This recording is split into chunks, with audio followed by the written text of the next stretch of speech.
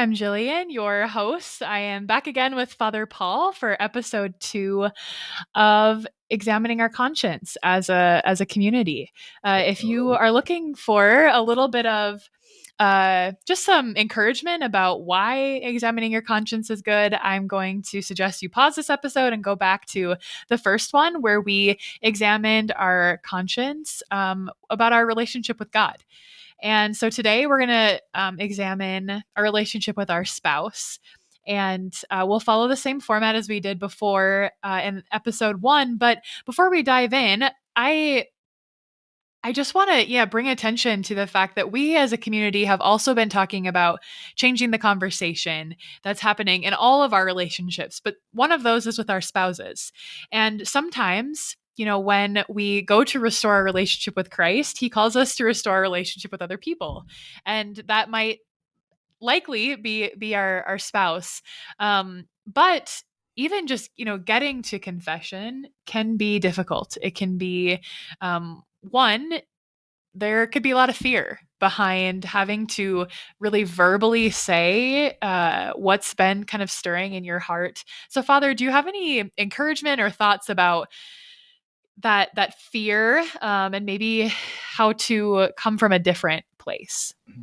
Yeah, absolutely. I think the whole thing is right. We've always been, I don't want to say like we've been taught to, but there's always been that idea of like, oh, I'm afraid to tell the priest my sins. Oh, I'm afraid to do this. I'm afraid, and that's instilled in us from the time we were a little kid because it's like, okay, I go in there and I say all the bad stuff that I did, right, and then that takes us at that formative age of like 8, 9, and then it sticks with us until we're like 79 and 89. Right. That's like not the relationship we want with the sacrament of reconciliation, which is why I think so many people, in my experience anyway, I hear that, that's why a lot of people shy away from going is because, oh, I'm uncomfortable. I get really nervous, which is all like well and good. Like those are legitimate human emotions. But the question is, why are you getting nervous? Engaging that conversation. Well, you're nervous because you're afraid of what that person on the other end is going to say or what that person on the other end is going to think of you, right? But we have to remember, who are we talking to? Are we talking to the priest? Well, in the sacramental sense, yes, but you're really the one you are talking to is God the Father, right? God himself. And why should we be afraid to talk to God? Like, are we ashamed of what we've done, perhaps, or what we're burdened by? Yeah, but is God ashamed of us? Well, no. He's just happy and joyful, and tears of jubilation that you've returned. And so, Mhm. the parable of the prodigal son, the issue there is like the son doesn't know what the father's reaction is going to be. That's why he's like so afraid. And oh, treat me like one of your Right. hired servants, right? Treat me, don't, you don't have to, I'm not Right. worthy to be your son. Just treat me like your servant. And the father's like, oh no, no, he puts the robe on him and the ring and the shoes and the kill the fatted calf and all that. Well, here's the difference between the prodigal son and us. Like, yeah, sure, we're just as bad as he is when it comes to sin, right? We're all that bad. But the difference is we know what the father's reaction is going to be. It's going to be that Mm. one restoring that baptismal grace, literally clothing us in that gown of righteousness, right? So that's going to be his reaction, right? Why we have to celebrate the son that I have was dead and he's alive again, right? He was lost and now he's found.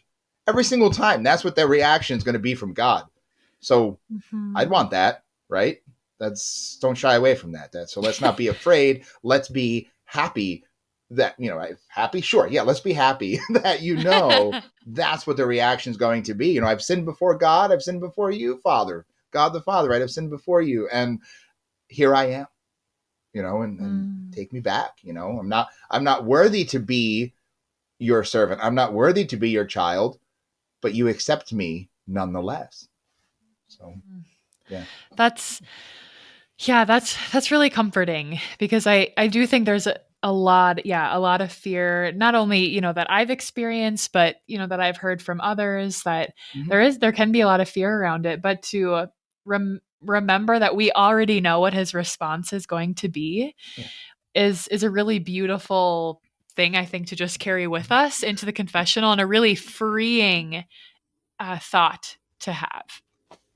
Absolutely. And And I think, although humans, if we're apologizing or asking for forgiveness from a human, and that we don't necessarily know what that reaction will be like, the more and more we can conform ourselves to God through the sacraments and to become more like him, those relationships become restored more easily. And that's including with our spouse. Yeah, absolutely. And you bring up an excellent point here to kind of transition into the relational aspect of confession and with our spouse, right?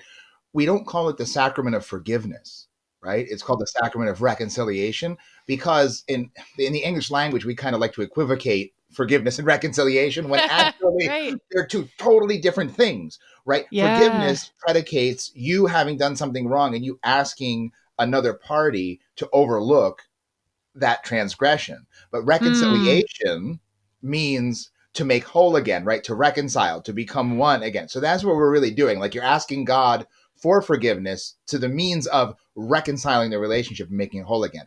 And that's the same thing with our spouse, right? So we can kind of, well, I'll use the big word again, right? We'll equivocate that where you have a spousal disagreement, an argument, whatever, some tension in the relationship. You ask for forgiveness, but then you ultimately reconcile with one another, and the relationship is made whole again. So there's really no different, you know. Wow. Yeah. So Thank you for pointing out the difference there because that's very important. That's important to yeah, note. it's an important difference that goes quite overlooked, So it's Yeah, yeah, yes. And important, I think, just to, know what we're asking for and what we're receiving yeah, in the sacrament of reconciliation. That's a um yeah, that's a beautiful. I think there's a lot of life there, to give in that, absolutely. pointing out that difference. Well, in this is our second part of the series on examining our conscience, and so we're going to dive in now to examining our relationship with our spouse. I am going to, as I did before, read through the examination points that are on the examen that the team has written. It'll be linked in the show notes, and these are meant to be a supplement to your regular examination of conscience, but these are, again, maybe some of those difficult points that you might be having in your marriage. And so I'm going to read through them and give you some time to pray with them. So maybe you want to move to a location that you're able to enter into prayer. And Father Paul is going to add some words of wisdom and ask us some questions to guide us through this. So I'll give us some time to prepare our minds and hearts for this, and I'll begin.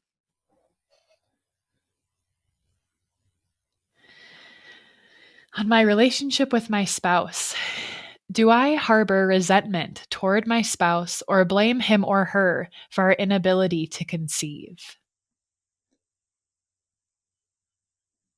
Yeah, the blame game. That's real and it's tough. I mean, we can learn from the very beginning. The one of the first marital disagreements was Adam and Eve playing the blame game, right? It leads nowhere good. But it's almost, I want to say, it's an unavoidable part of this journey of infertility, right? It's such an easy temptation to fall into, but don't let it be the thing that separates you. Let it be the thing that brings you together because Mm. blaming each other for whatever the circumstance might be will accomplish nothing. But together, you'll accomplish something.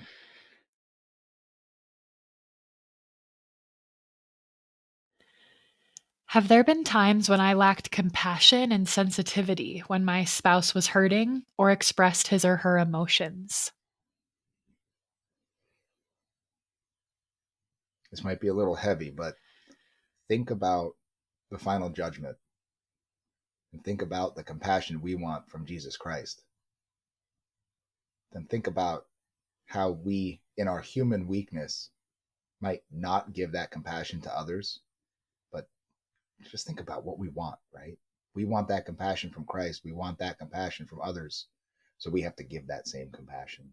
And it's not easy, but that's why we're called to do it.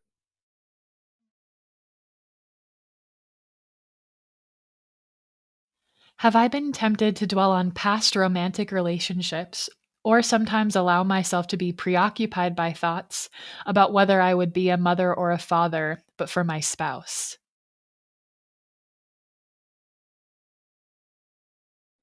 Those are what we call in the biz uh, intrusive thoughts. Acknowledge them, focus your energy, let them pass, confess them, and give them to the Lord.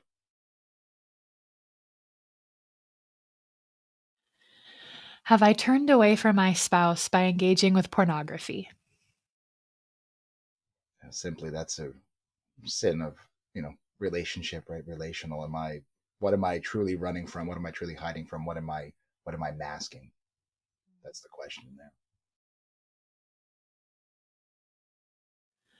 Do I sometimes pressure my spouse to be intimate in order to increase our chances of conceiving, rather freely and totally giving myself out of love?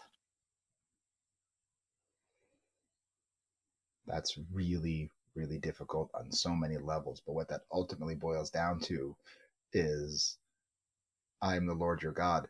You shall have no others before me. Right? We can't make an idol out of the marital relationship. We can't make an idol out of trying to conceive. We can't make an idol out of any of these things. And that's essentially what we're doing there. So just remember that, and that goes back then to compassion and love and respect.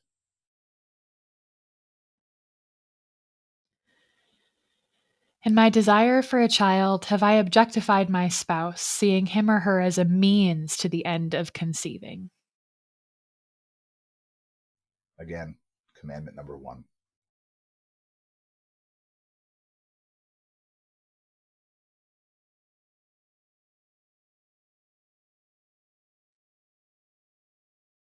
Listeners, some of these questions might be difficult to search your heart and to um, be able to honestly answer and give them to the Lord. And so if there's any feelings or thoughts or questions even that have arisen in your heart that you would like some clarification on, we will make sure that Father Paul's email is in the show notes for you to reach out to him. He's leading many in our community through spiritual direction or conversations about many of these kinds of topics and more. And so um, we are praying for you as you examine your conscience. We're walking with you, examining our own conscience as we enter into this season of Lent. And we are here for you. We will see you on the next episode when we examine our relationship with others. Thanks, Father Paul. All right, thank you, Jillian. God bless you.